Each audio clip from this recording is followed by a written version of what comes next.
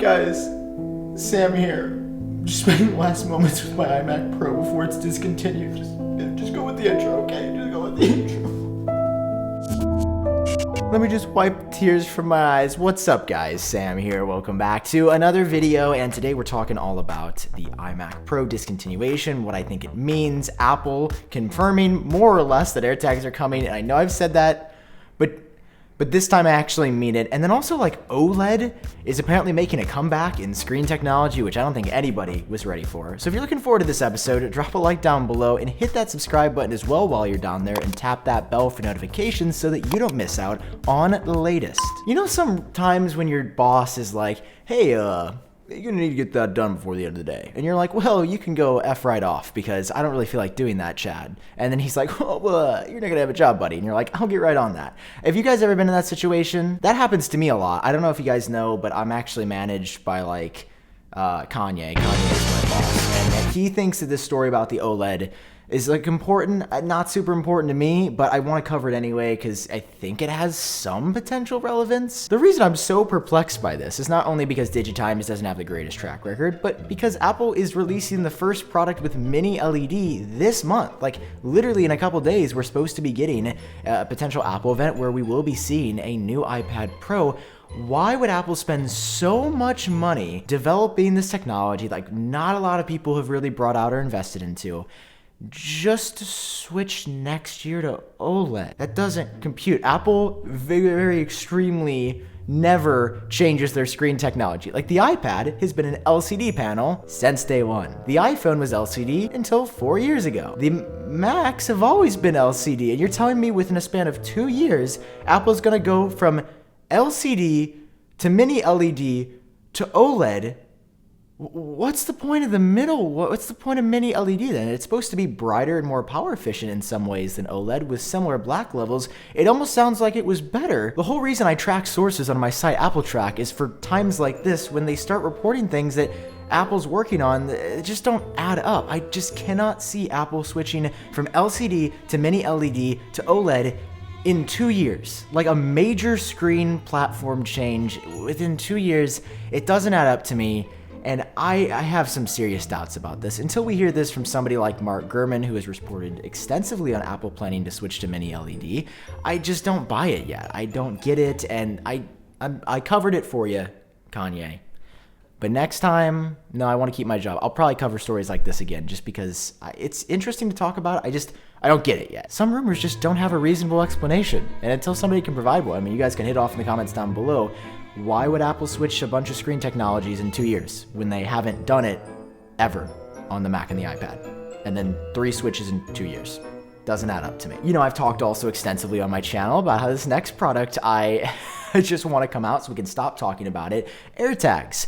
I know you, buddy, are tired of hearing about it. Trust me, I'm tired of reporting on it as well. But I believe in my bones, in my heart, with the reporting we have seen from credible sources, everyone saying AirTags are coming in March, and now Apple's just confirmed it. Like, they've never gotten this far to releasing AirTags, and I think that for the first time, AirTags have passed the point of no return. So Apple's been working on a huge update with iOS 14.5, not only adding Apple Watch Mask Unlock, using your watch to authenticate you when you have got mask on, and then they got the new emojis coming. They have also quietly been updating another app, the Find My app, which is obviously what you use to locate your friends or all your other Apple devices. But in the latest beta, in 14.5 Beta 3, Apple enabled something that's been hidden in the background the whole time. But for the first time, they've made it public. They've made it a main tab in the app called Items. Items is actually not a new thing. Apple has announced for a long time that they would allow third parties to integrate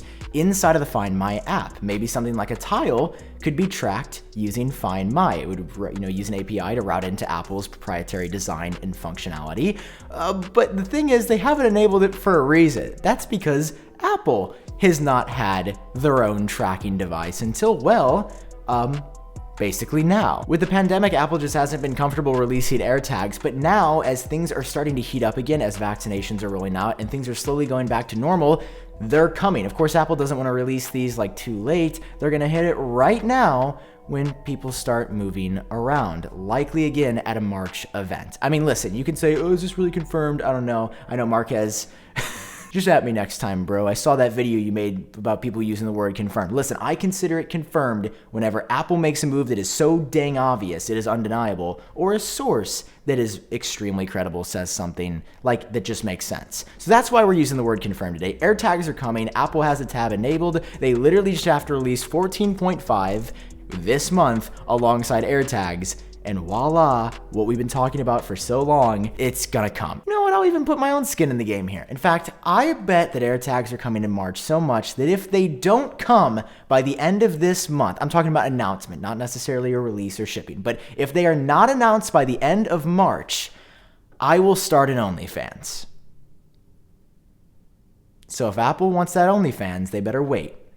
But if the world knows what's right, AirTags need to come out. Am I gonna regret that? I don't know. What I am going to regret is the fact that I almost bought an iMac Pro. I've shared this story, but I bought like a spec'd out model because I wanted it, and then I was like, this is silly, so I returned it. And it turns out I made the right call here because I don't think I ever would have gotten it in the mail. In a super rare move on Saturday night, I think it was 1 or 2 a.m. when this happened, Apple did a soft discontinuation of the iMac Pro, but in a way that we haven't really seen before. See, they didn't just say, it's gone, it's done, because Apple never does that obviously. They just subtly updated the iMac Pro webpage and put a new text on the top that said, while supplies last. What? Apple saying while supplies last? Is there a shortage? Is something up? No.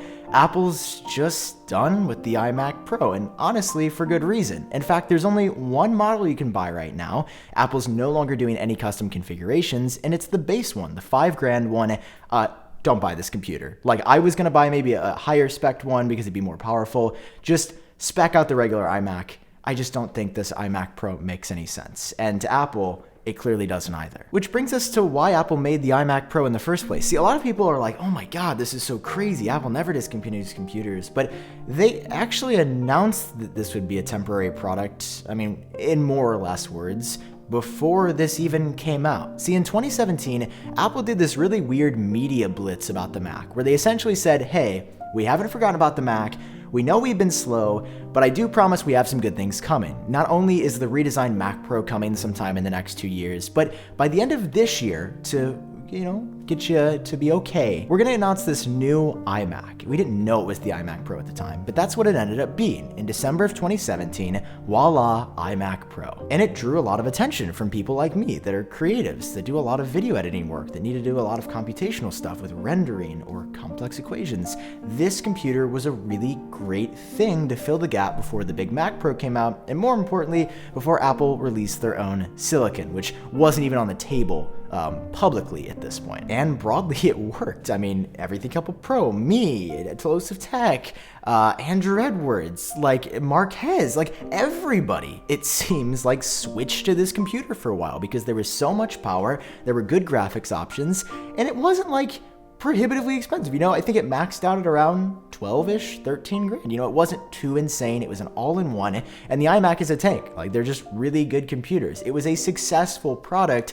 But you see, with Apple's silicon, this doesn't make any sense because, well, based off the leaked benchmarks for the M1X that are authentic according to John Prosser, like, the iMac Pro is essentially going to be worthless. And I mean that with the most love, peace and love to anybody that owns it. I own it, but the M1X is just going to outclass it in nearly every way, being about twice as fast as the M1. Listen, I've loved this computer, but over time it's slowed down, and there's a reason that Apple had it on the roadmap as a one-time product.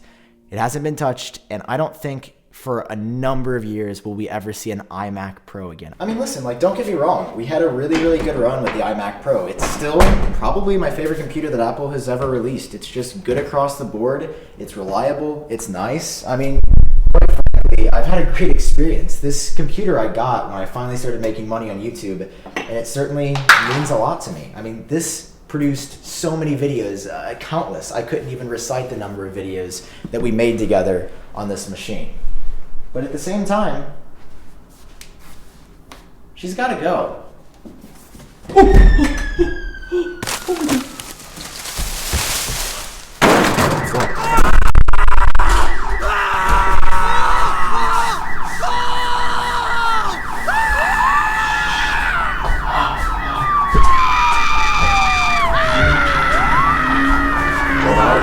Hands up. There's a warrant out for your arrest. Do not resist.